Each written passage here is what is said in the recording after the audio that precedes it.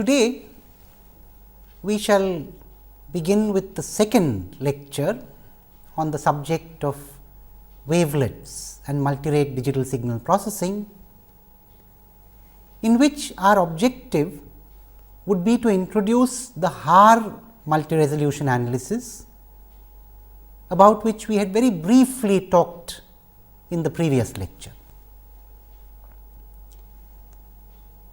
Before I go on to the analytical and mathematical details of the Haar multi-resolution analysis, or MRA as it is called for short, let me once again review the idea behind the Haar form of analysis of functions.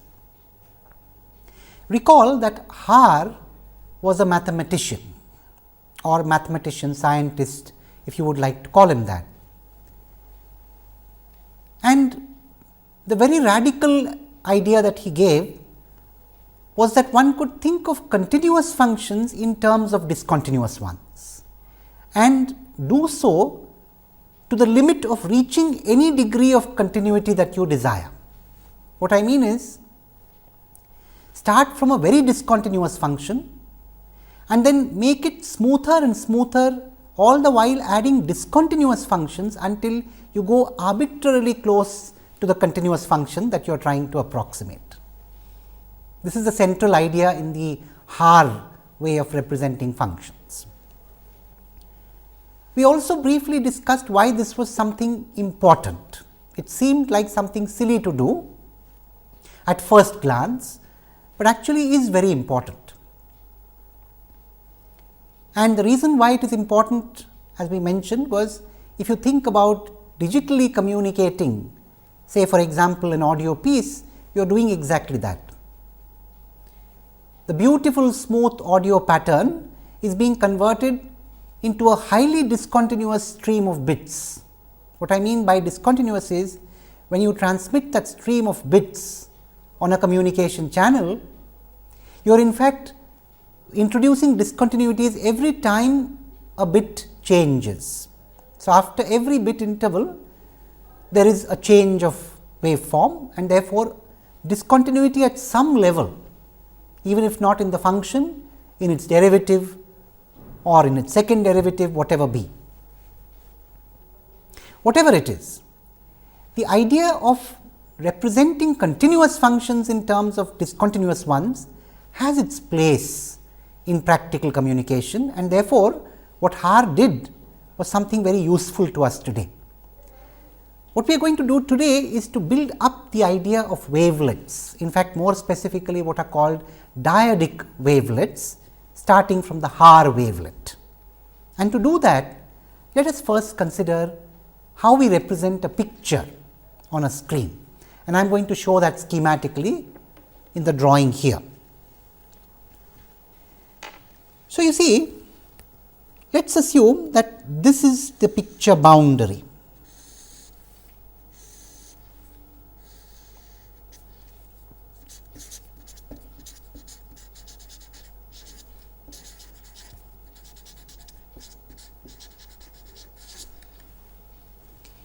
And I am trying to represent this picture on a screen, whatever that picture might be. So, just for the sake of drawing, let me draw some kind of a pattern there. Let us say you have a tree and some person standing there. I mean, forgive my drawing, but whatever it is, and some grass maybe here. Now, this is inherently a continuous picture. How do I represent it on the computer? I divide this entire area into very small sub areas. So, I visualize this being divided into tiny, what are called picture elements or pixels. So, each small area here is a pixel.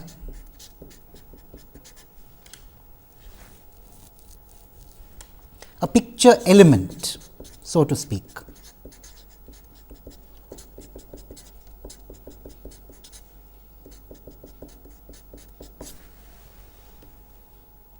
And there are, for example, suppose I make 512 divisions on the vertical, and 512 divisions on the horizontal, I say that I have a 512 cross 512 image, that many pixels, and in each pixel region I represent the image by a constant. So, the first thing to understand is there is a piecewise constant representation. Let us write that down. There is a piecewise constant representation of the image.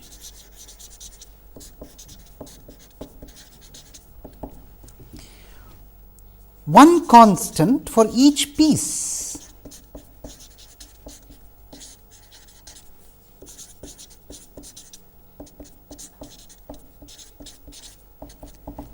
And that piece is the pixel or the picture element. Now, suppose I increase the resolution. So, I go from a resolution of 512. So, I take the same, what I mean is I take the same picture,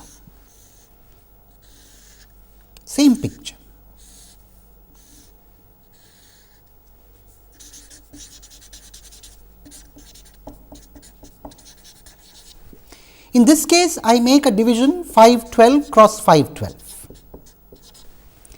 In this case, I make a division 1024 cross 1024.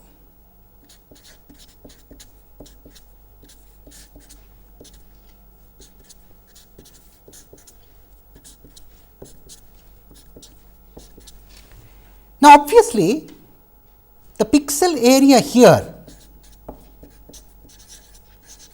let us say the pixel area here is P 2 and the pixel area here is P 1. It is very easy to see that P 2 is 1/4 of P 1, and therefore, I have reduced the area by a factor of 4.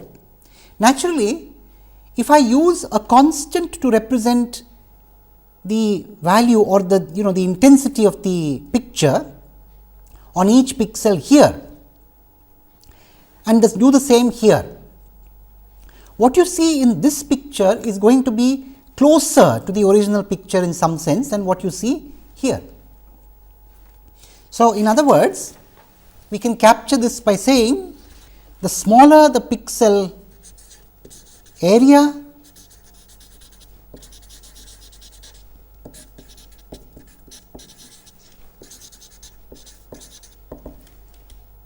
the larger the resolution.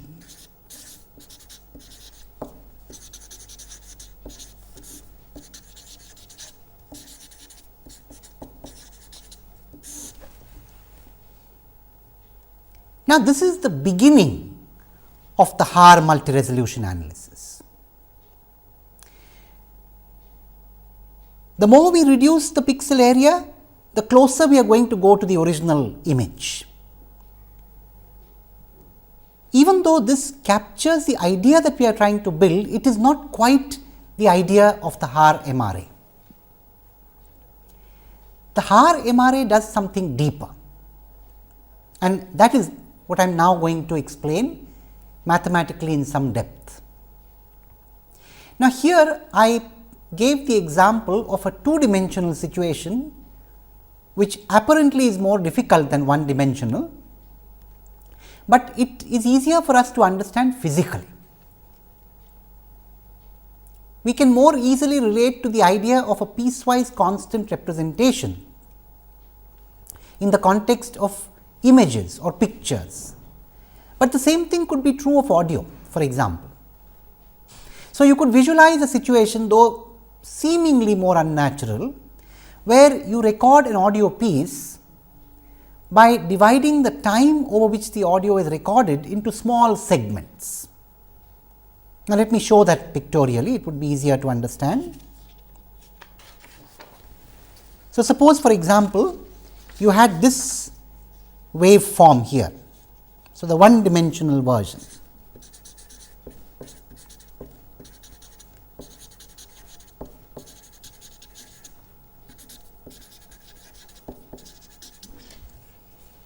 So, suppose I have this is the time axis.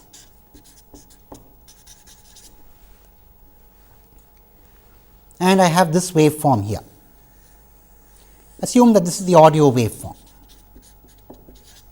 audio voltage recording. Let us, without any loss of generality, assume that this is the 0 point in time. So, let time be represented by t, and let this be the 0 point in time. Now, let me assume that I divide this time axis into small intervals of size t here. So, this point is t, this point is 2t, and so on. And I make a piecewise constant approximation. That means, I represent the audio voltage in each of these regions of size t by one number. Now, what is the most obvious number, or what are the set of most obvious numbers that one can use to represent this waveform in each of these time intervals? For example, in this time interval, or for that matter in any of the time intervals, it makes sense to take the area under the curve and divide by the time interval to get the average of the waveform in that time interval, and use that as the number to represent the function. So, here for example, you can visualize that the average will lie somewhere here. I am just showing it in dotted. So, average. So, intuitively it makes sense to represent the voltage waveform in each of these intervals of size t by the average of that waveform in that interval. Is that right? Let us write that down mathematically. So, what we are saying, if you have a function x of time,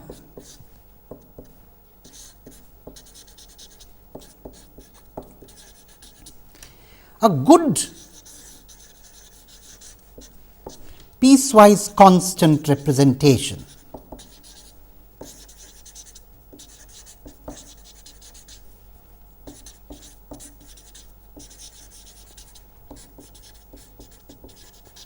is the following. Over the interval of t,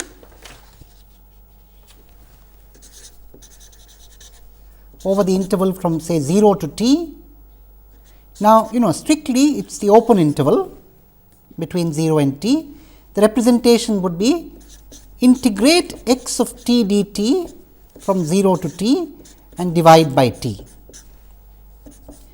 the average.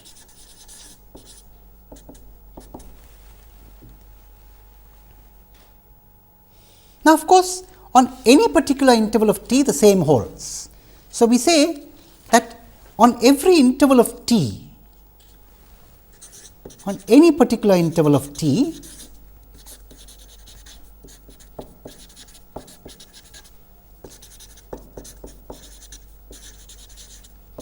of size t, the average would be obtained by 1 by t integral over that interval of t. When you write it like this, you mean that particular interval of t.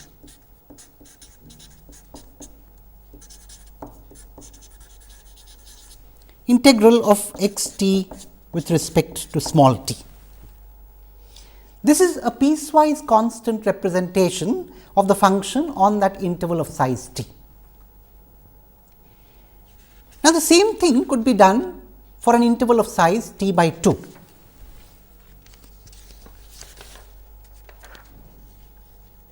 So, over an interval of size t by 2,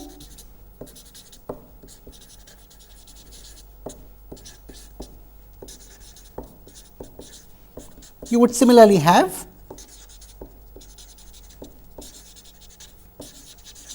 one by t by 2 integral over that interval of length t by 2 x t dt.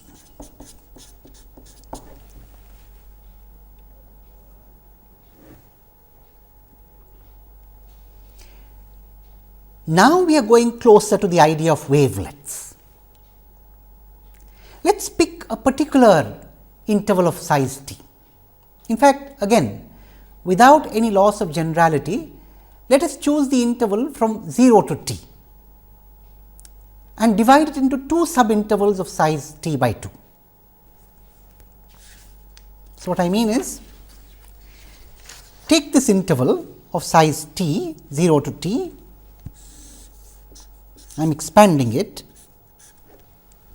So, you have this function here over that interval. Divide this into two subintervals of size t by 2. First, take the piecewise constant approximation on the entire interval of t, and I will show that by a dot and dash line. You can visualize the average would be somewhere here. So, this is the average on the entire interval 0 to t. Now, I take the subintervals of size t by 2. So, I have this subinterval of size t by 2. I use a dash and cross to write down the average there. So, I have dash and cross here. You can visualize that in this subinterval the average would be somewhere here, and similarly in this subinterval you could write down an average something like this.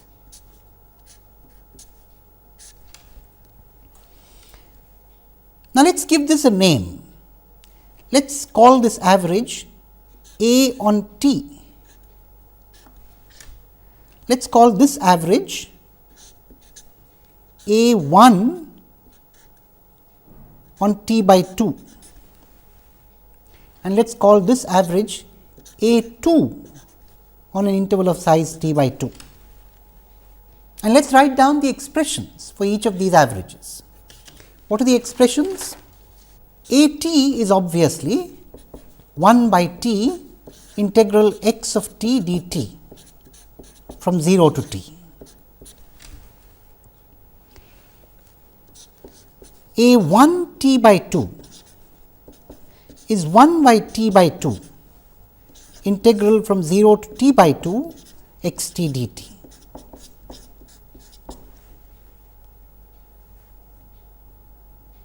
And similarly, A 2 t by 2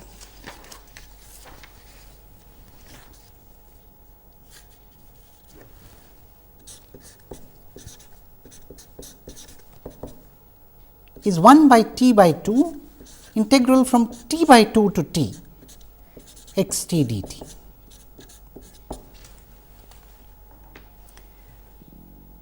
For convenience, let me flash all the three expressions before you once again.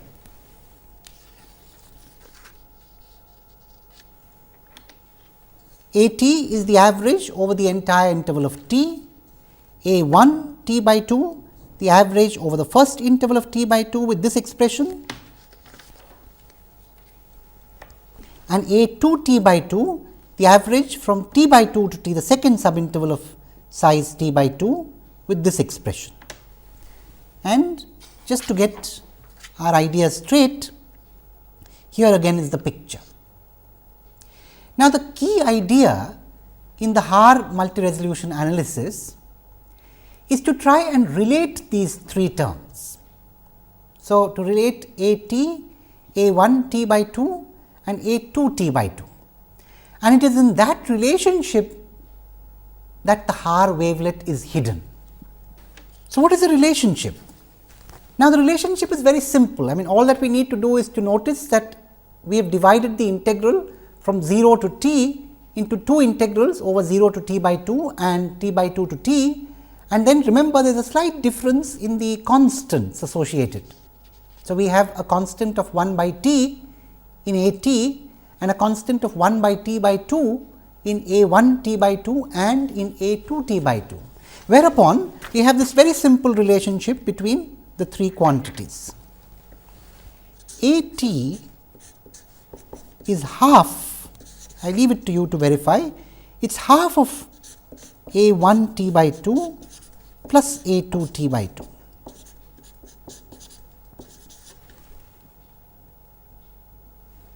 And how do we interpret this? Let me try and kind of focus just on this relationship.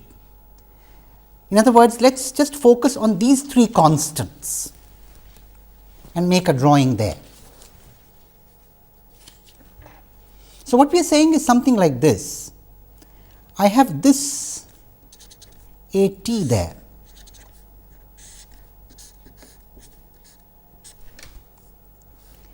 I have this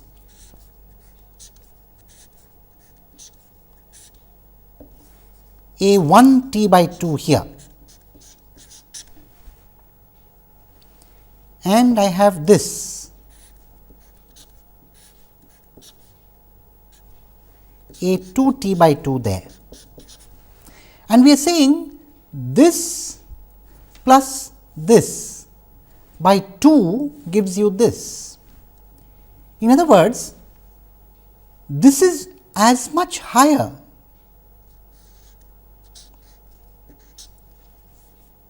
above A t as this is lower. What we are saying is these two heights are the same.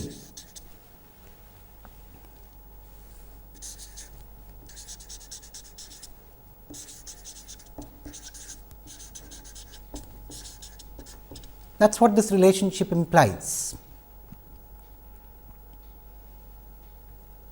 Now, another way of saying it is, if I were to make a piecewise constant approximation on intervals of size t, how would they look? So, let me just sketch them.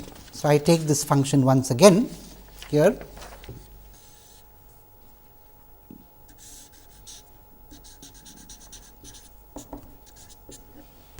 I have this function here. I have divided it to sizes of intervals of size t. Let me show just two intervals for the moment.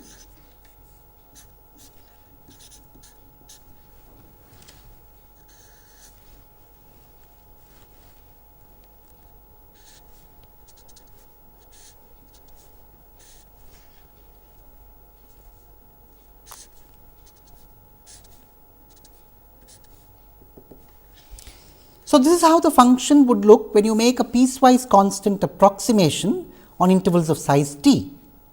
And when you do it on intervals of size t by 2, it would look like this.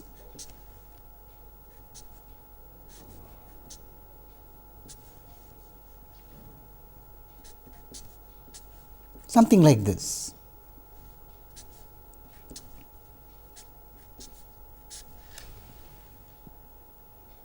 Now, this is a function. So, let me highlight it. Now, let me darken it.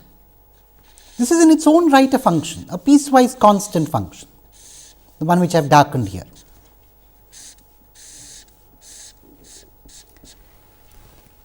And this is in its own right, the darkened part is in its own right an approximation to the original function here. Similarly, let me now darken this and put some other mark on it. Let us keep the crosses. So, I will darken this, but I will put crosses on it. So, this is also another function.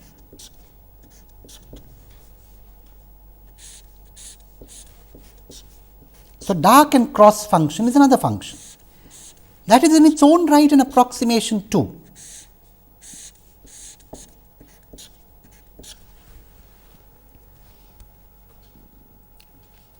So, let us give them names.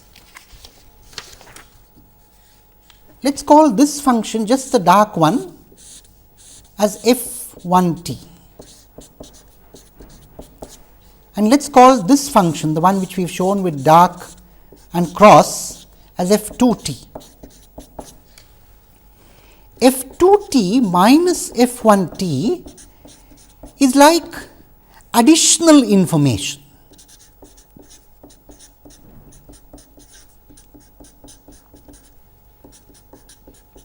What we are saying is, instead of a piecewise constant approximation on an interval of size t, when we try and make a piecewise constant approximation on intervals of size t by 2, we are bringing in something more.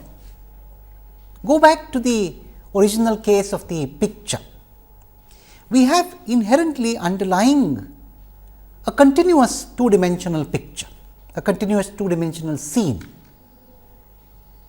When we make an approximation with a 512 cross 512 resolution, then we have actually brought in one level of detail.